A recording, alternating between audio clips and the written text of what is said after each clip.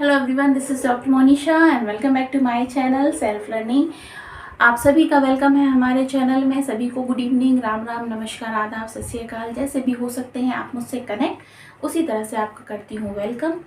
बहुत important update है, जो भी स्टूडेंट्स प्रिपरेशन कर रहे हैं यूजीसी नेट की जून को लेकर, तो उनके लिए तो बहुत इंपॉर्टेंट अपडेट है। कल ही मैंने आपको नोटिस किया था और ये बताया था कि जो यूजीसी के चेयरमैन हैं एम जगदीश कुमार जी, उन्होंने अपने ऑफिशियल हैंडल से ट्वीट किया था कि आपके जो फॉर्म हैं वो 10 तारीख तक आ जाएंगे।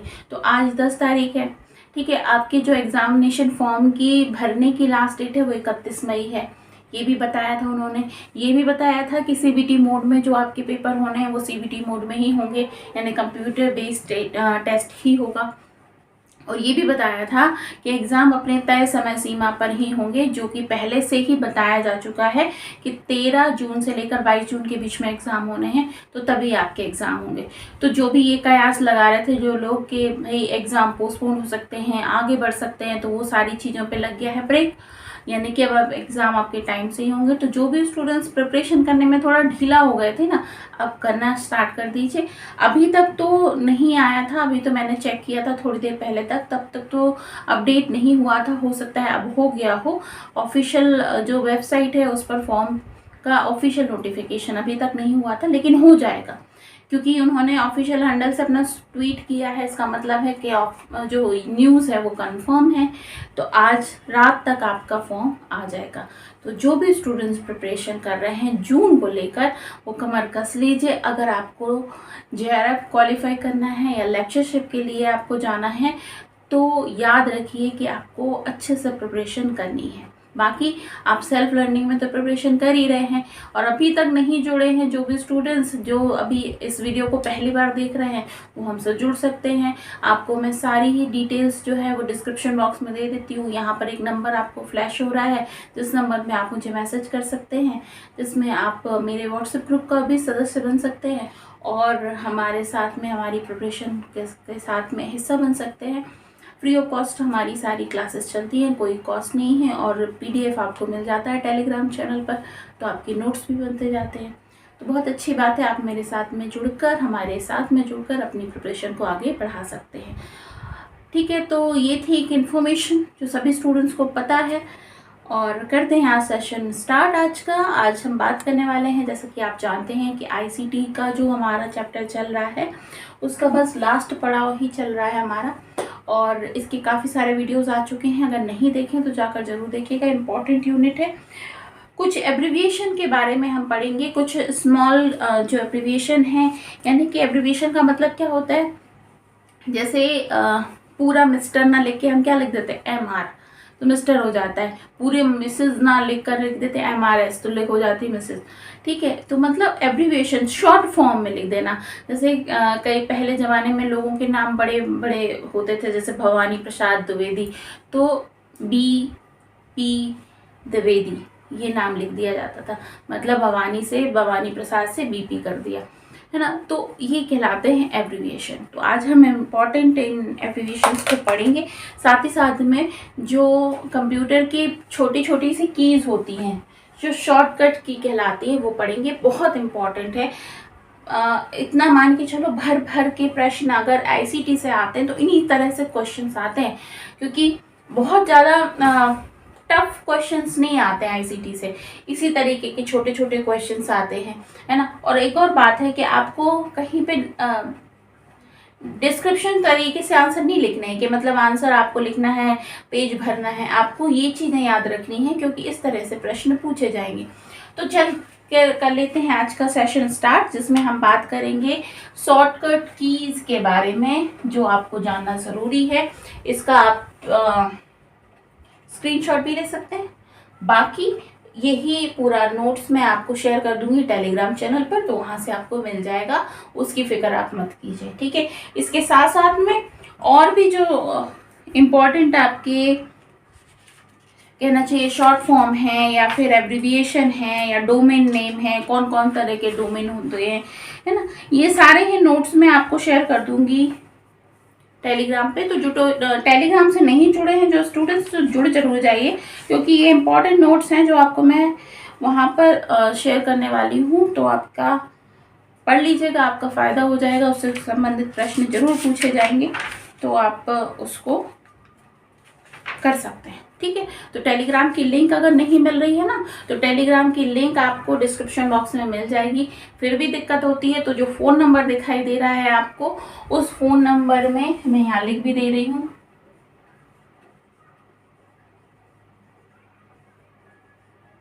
ठीक है, ये फ़ोन नंबर है मेरा, इस नंबर पे आप मुझे डायरेक्ट मैसेज कर दीजिए और मैं आपको अपने ग्रुप का हिस्सा बना लूँगी, जिससे कि अगर लिंक आपको नहीं मिल रही टेलीग्राम की तो इसमें मैसेज करना, मैं टेलीग्राम की लिंक डायरेक्ट आप तक भेज दूँगी। ठीक है, क्योंकि बहुत सारे चैनल्स बन चुके हैं और बहुत सारे, कहना चाहिए क्या है, आज की तारीख में ये एक बहुत बड़ा बिजनेस हो चुका है ना, लोग कर रहे हैं काम, तो मुश्किल हो जाता है कभी कभी सर्च कर पाना। हमारा चैनल छोटा सा ही है, तो इतना ज़्यादा इम्पोर्टेंट नहीं बना है अभी तक कि लोग ऐसे ही नाम से पहचान जाएं। हालांकि धीरे धीरे आप लोगों की प्रयास से बन रहा है और आगे जाके बन जाएगा, ऐसी मुझे पूरी उम्मीद है। लेकिन अगर कोई दिक्कत होती है तो आप मुझे मैसेज कर दीजिए, मैं आपको डायरेक्ट लिंक सेंड कर दूँगी।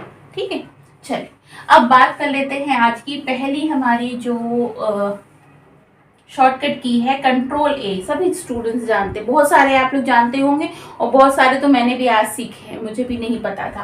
कंट्रोल ए, जब हम किसी डॉक्यूमेंट को काम करते हैं, हमें कंप्लीट सिलेक्ट करना होता है। जब आप लिख रहे होते हैं वर्ड में और उसमें आपको सिलेक्ट करना होता है, तो कंट्रोल ए कर दो तो सारी चीज़ें सिलेक्ट हो जाती है। और कंट्रोल ए प्लस डिलीट कर देते हैं तो हम क्या कर रहे हैं, जो सारी चीज़ें हैं वो डिलीट भी हो जाती है। ठीक है, दूसरा है कंट्रोल, ये कंट्रोल के लिए मैंने सारे लिख दिए ना, कंट्रोल प्लस बी। तो जब आपको कुछ आप लिख रहे हैं उसको बोल्ड में करना है तो कंट्रोल प्लस बी हो जाता है। तीसरे नंबर पे है कंट्रोल प्लस सी। अगर आपको कोई टॉपिक को कॉपी करना है तो आप कॉपी कर सकते हैं। कंट्रोल प्लस डी, अब ये है, ये नहीं, यहाँ तक का तो आपको पता होगा। फोन डायलॉग बॉक्स, जब हम देखते हैं ना कि हमने कुछ लिखा है तो हमें चेंज करना है, जैसे टाइम्स रोमन में चेंज करना है, एरियल में चेंज करना है या हिंदी में लिखना है, तो फ़ॉन्ट का डायलॉग बॉक्स खुल जाता है। फिर आता है आपका कंट्रोल प्लस ई। ये क्या होता है, सेंटर अलाइनमेंट। जब हम कुछ लिख रहे होते हैं तो बीच में करना होता है ना, बीच में मतलब जैसे ये पेज है और इस पेज में हमको इस तरह से लिखना है, सेंटर में लिखना है। ठीक है, या फिर हमें लेफ्ट में लिखना है तो ये लेफ्ट में लिखते हैं। कई लोग राइट में भी लिखते हैं, जैसे हम जब लेटर लिखते हैं तो हमें कुछ चीज़ें लेफ्ट में लिखनी पड़ती हैं, कुछ राइट में लिखनी पड़ती हैं, तो ये होता है सेंटर अलाइनमेंट। ठीक है, किससे करते हैं हम, कंट्रोल प्लस ई से। फिर जे, कंट्रोल प्लस जे से होता है जस्टिफाइड अलाइनमेंट। जस्टिफाइड अलाइनमेंट का मतलब अगर आपने जो लिखा हुआ है वो प्रॉपर नहीं है, मतलब यहाँ से कहीं पर है, कुछ लंबे जा रहे हैं लाइन, कुछ आपकी लेफ्ट में ज़्यादा जा रही है, कुछ राइट में जा रही है, तो ये कर दोगे ना तो आपका क्या हो जाएगा, एक जैसा हो जाएगा। मतलब जिस तरीके का पेज ले रहे हैं उस पेज में लाइन सही आ जाएंगी। फिर आता है आपका कंट्रोल प्लस आई, इटैलिक। जब हम लिखते हैं तो कैसे लिखते हैं, सीधे सीधे अक्षर आते हैं। फिर अगर हमको टेढ़े टेढ़े लिखना है, मतलब राइट साइड में झुके हुए लिखना है, तो उसको इटैलिक कहते हैं, तो कंट्रोल प्लस आई हो जाता है। फिर आता है control plus L, left alignment, मतलब वही जो हमने अभी सेंटर में किया था वो लेफ्ट में हो जाएगा। फिर आता है control plus N, open new blank document. अगर आपको ये करना है तो एक डॉक्यूमेंट खुल जाता है, कंट्रोल प्लस नया डॉक्यूमेंट खुल जाता है, ब्लैंक। फिर आता है control plus O, open existing document. आप जिस पे काम कर रहे हैं, 2-3 विंडो अगर आपकी खुली हैं या 2-3 डॉक्यूमेंट्स आपके खुले हैं, तो जिस पर आप काम कर रहे थे ना वो आपका ओपन हो जाता है। Control plus R, right alignment, वही जो लेफ्ट किया था, सेंटर किया था, अब राइट के लिए। फिर आता है प्रिंट, अच्छा एक और छूट रहा, नहीं हो रहा है, हाँ हो गया, प्रिंट स्कैन।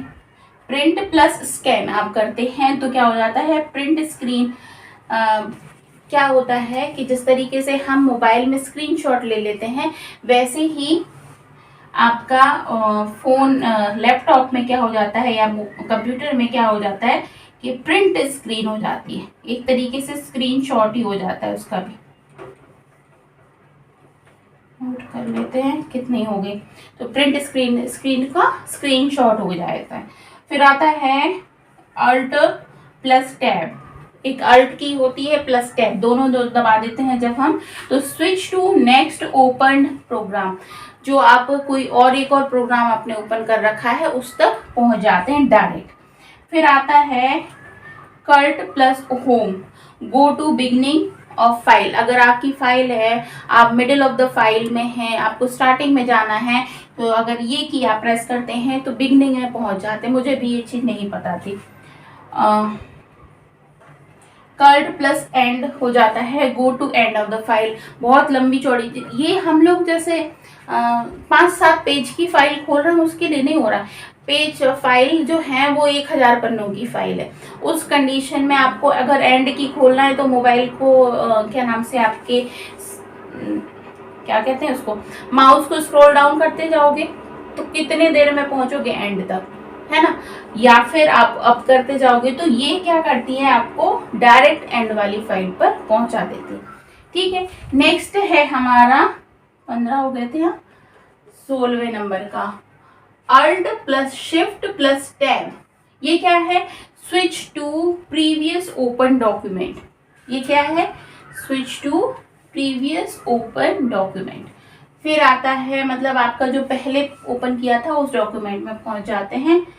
फिर आता है alt plus F4 close window shut down, जो आपका विंडो है उसको शट डाउन करने के लिए हम क्या करते हैं, स्टार्ट में उसमें बटन में जाते हैं, फिर ओपन करते हैं, फिर उसको शट डाउन करते हैं। अगर अल्ट प्लस F4 कर दिया जाए तो डायरेक्ट शट डाउन हो जाता है। फिर आता है F1, जो की होती है F1 वो क्या होती है, हेल्प के लिए। F2 होती है एडिट रीनेम, अगर आपकी कोई फाइल है उसका रीनेम करना है। फिर आपकी F4 होती है प्रॉपर्टीज़ के लिए। प्रॉपर्टीज़ में क्या होता है, अगर आपको देखना है कि आपकी फ़ाइल है उसकी लेंथ कितनी है या फिर उसकी साइज़ कितनी है, ये सारी चीज़ें चेक करनी है तो प्रॉपर्टीज़ का ऑप्शन जाता है जिसमें कि आप चेक कर सकते हैं। फिर आता है F5 में गो टू, कहाँ जाना है आपको।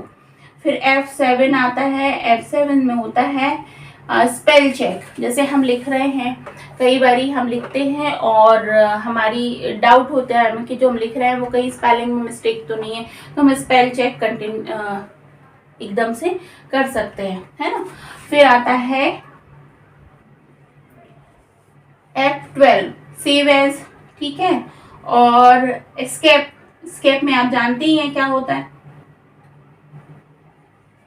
अगर हमारी कोई बड़ी विंडो खुली हुई होती है उसको आपको छोटा करना है, स्मॉल करना है, उसके बाद फिर आप जाकर दूसरी और किसी विंडो पर या दूसरी और किसी फाइल पर जाना चाहते हैं तो उसको स्मॉल कर सकते हैं।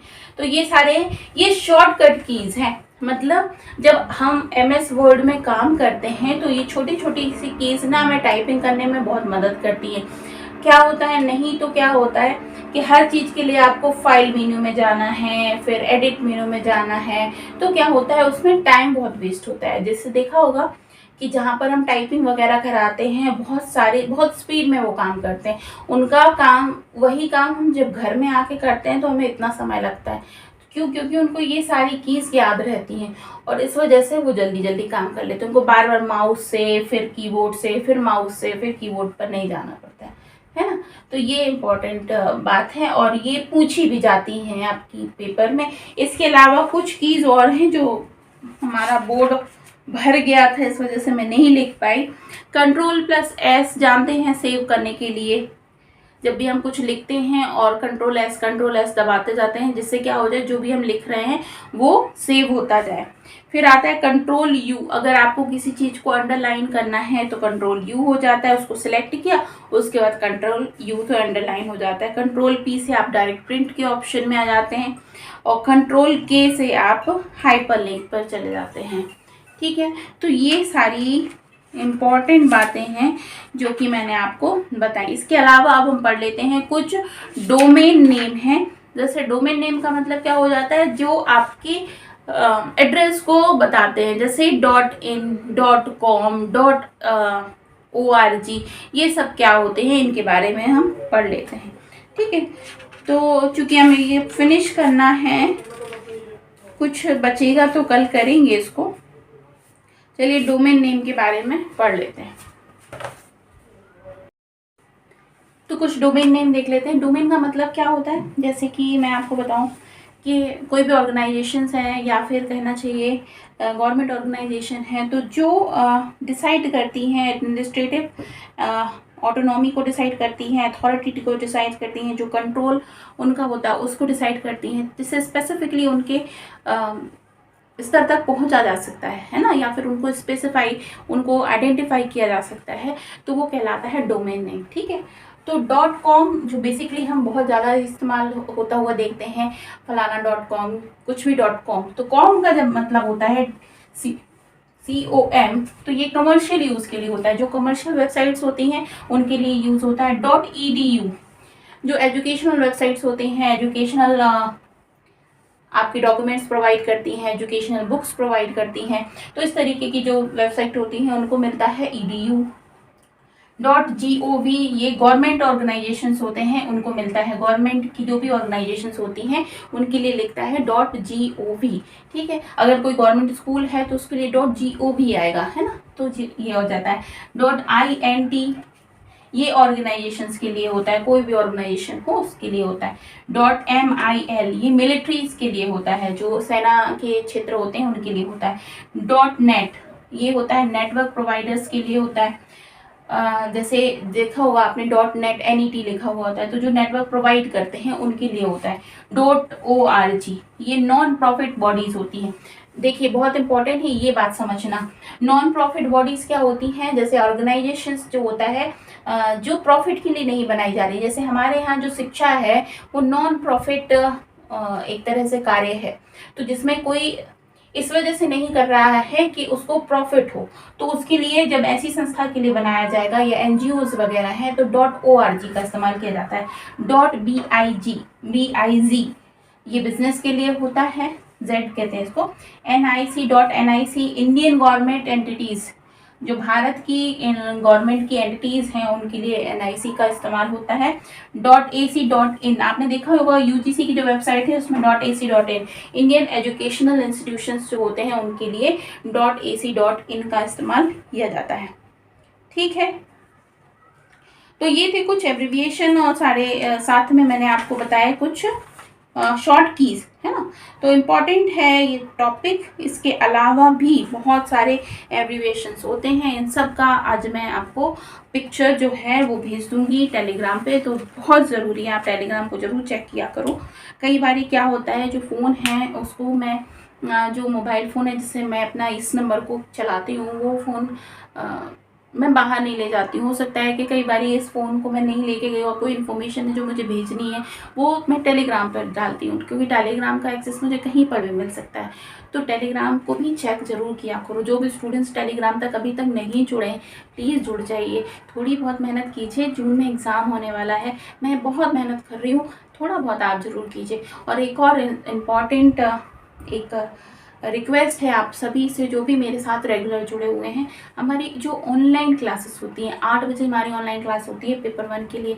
आपसे मेरी रिक्वेस्ट है कि आप उस समय ज़रूर ऑनलाइन आइए। बाद में रिकॉर्डेड वीडियोस तो आप देख ही सकते हैं, तो उससे फिर मेरा क्या पर्पज़ है जो मैं ऑनलाइन आऊँ या ऑनलाइन पढ़ाने की कोशिश करूँ।